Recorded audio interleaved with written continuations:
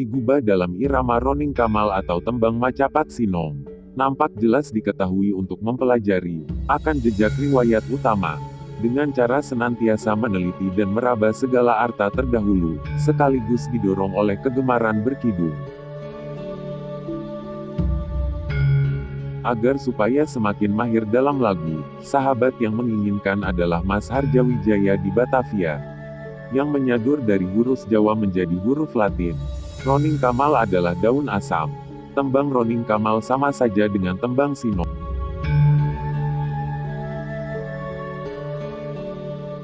Meresap menghisap inti cerita, kisah dari para wali, yang mengajarkan sari agama, yang menjadi sumber dari cerita ini adalah, bahwa dahulu ada yang menginginkan, menghias dan menghimpun cerita ini, yaitu seorang raja yang bernama Sunan Giri yang kedua, yang menghimpun kisah ini. Harapan dari kisah ini, disusun dengan cara bertingkat, agar lebih merata dan menyebar, yang bisa mempengaruhi pemahaman siapa saja yang berusaha mencari dan memahami apa yang sebenarnya di balik ilmu, dan sebagai petunjuk, dan jika telah berhasil terbuka pemahaman ilmu atas anugerah Tuhan, yang disampaikan dengan cara mendapat ilham, untuk digunakan sebagai pedoman hidup. Sebagai pembuka cerita adalah Syekh Maulana Ibrahim, Sufi dari Arab yang sangat memahami agama suci, dan ahli ibadah kepada Tuhan, ahli dalam segala ilmu agama dan teguh dalam mengamalkannya, dan menjadi panutan umat serta sebagai wali Allah. Yang telah mendalami rahasia yang tersimpan, karena beliau adalah keturunan Kanjeng Rasulullah Shallallahu Alaihi Wasallam. Jelaslah bahwa dia adalah manusia pilihan di bumi, yang menjadi panutan oleh semua umat Nabi, yang selalu dipuja dan dipuji oleh seisi dunia, dan menjadi panutan bagi seluruh manusia di dunia.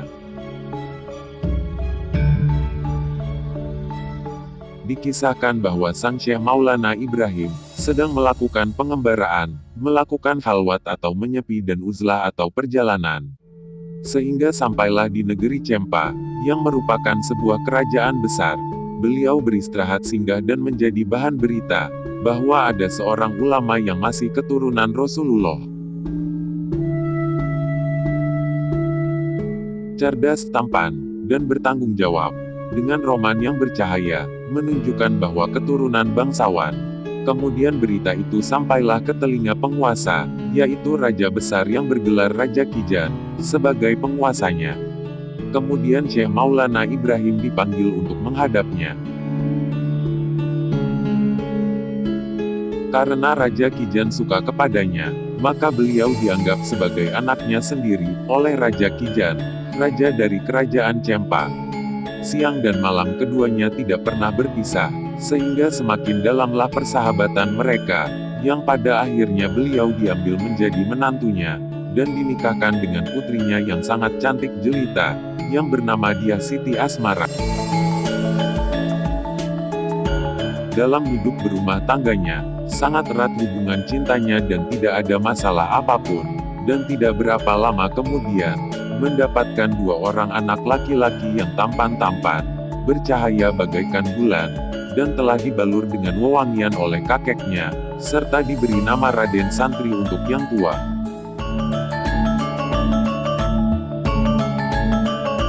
Sedang untuk yang muda, diberi nama Raden Rahmat. Kemudian kedua putra tersebut diambil anak angkat oleh sang raja, yang juga kakeknya. Dikisahkan di dalam keraton, ada yang bersamaan, bahwa seorang pangeran putra Raja Cempa yang termuda, istrinya sedang hamil, yang kemudian melahirkan seorang bayi laki-laki. Kemudian diangkat juga sebagai anak oleh kakeknya, dan sudah dibalur wewangian, dan diberi nama Raden Alim Abu Hurairah, dan dipersaudarakan dengan kedua anak angkatnya yang lain. Ketiganya sangat dibangga-banggakan, segala keinginannya dipenuhi. Setelah ketiganya dewasa, kemudian diserahkan kepada Syekh Ibrahim, untuk belajar ilmu agama yang mulia. Setelah ketiganya berhasil memahami inti ajaran agama suci, dan telah hatam inti isi kitab, dan ahli dalam olah rasa, serta telah memahami isi di balik ilmu, dan juga telah bisa memahami ilmu rahasia. Dan ketiga putra raja tersebut, sangat suka melakukan halwat bertapa di tempat yang sepi. Kemudian ketika mendengar kabar bahwa permaisuri Raja Majapahit adalah masih bibinya, saudara dari ibu mereka, dan kedua pangeran, setuju untuk membantu kepada adiknya. Raden Alim Abu Hurairah ingin membesuk bibinya untuk memberi hormat.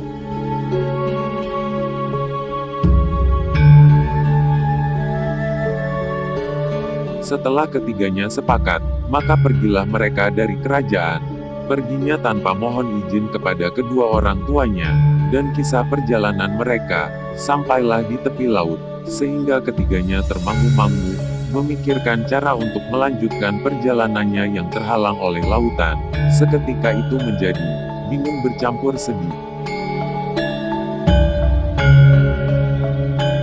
Kemudian mereka berusaha menenangkan diri, sambil berpikir mencari akal, sambil beristirahat di batu karang. Kemudian terlihat dari kejauhan, ada kapal layar yang berjalan cepat, milik saudagar besar yang membawa barang dagangan, berupa garmen dari luar negeri, yang akan dijual di negeri Cempa.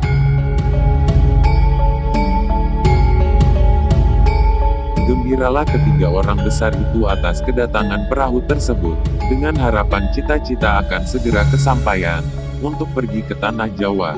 Tidak berapa lama, telah sampailah kapal sang saudagar besar. Mendekatlah ketiga pangeran itu, menyambut jangkar sambil mengharap-harap. Setelah beberapa lama sang saudagar menggelar, habislah semua dagangannya. Itulah yang ditunggu oleh ketiga pangeran. Kemudian ketiganya segera masuk ke dalam kapal, sehingga membuat penjaga kapal sangat ketakutan, dan tidak berani mencegah atas kedatangannya, karena terkena pancaran kewibawaan mereka. Kemudian ketiga pangeran berkata, "Wahai tukang kapal, segeralah berangkat.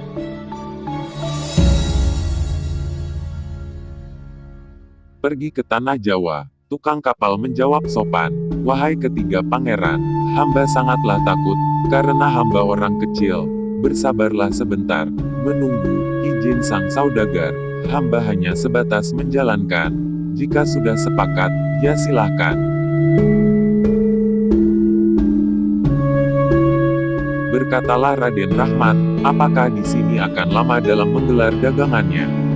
Juru kapal menjawab sopan, "Boleh dikata hanya sekedar mampir, besok hari akan melanjutkan perjalanan dengan berlayar kembali, untuk mendatangi negara yang berbeda, dengan harapan akan mendapatkan untung besar."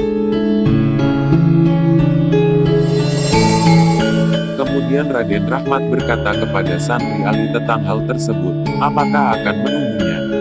Sang kakak berkata, "Lebih baik sabarlah dahulu, janganlah memaksanya. Jika memaksa bisa mengakibatkan celaka, haruslah dengan dasar keikhlasan." Dari sang pemilik kapal, agar selamat, menyambung katalah Ali Hurairah, yang demikian memang sangatlah benar, walau melakukan perjalanan dengan cara diam, janganlah memaksakan kehendak kepada sesamanya, lebih baik bersembunyi terlebih dahulu. Raden Rahmat menyetujui saran saudaranya. Akhirnya ketiganya memohon maaf, karena telah mengganggu atas keberadaannya di dalam kapal. Sang nahkoda senanglah hatinya. Pada keesokan harinya, sang saudagar datang dengan tergesa-gesa, sambil membawa barang dagangan. Sang nahkoda mengabarkan, bahwa di dalam kapal ada 3 orang pangeran.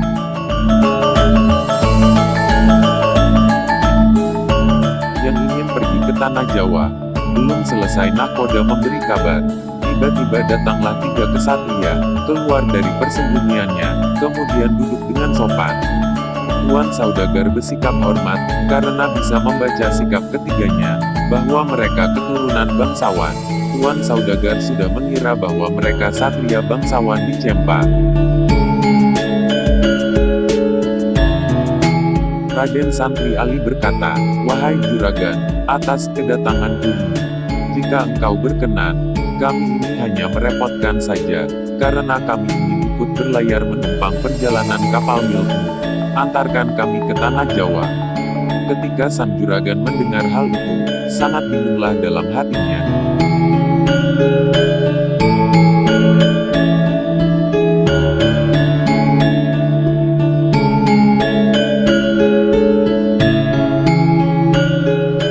Terima kasih telah menonton video dari channel Semar Togog. Agar channel Semar Togog selalu berkembang, jangan lupa untuk subscribe, serta jangan lupa bunyikan loncengnya, agar tidak ketinggalan video dari channel Semar Togog.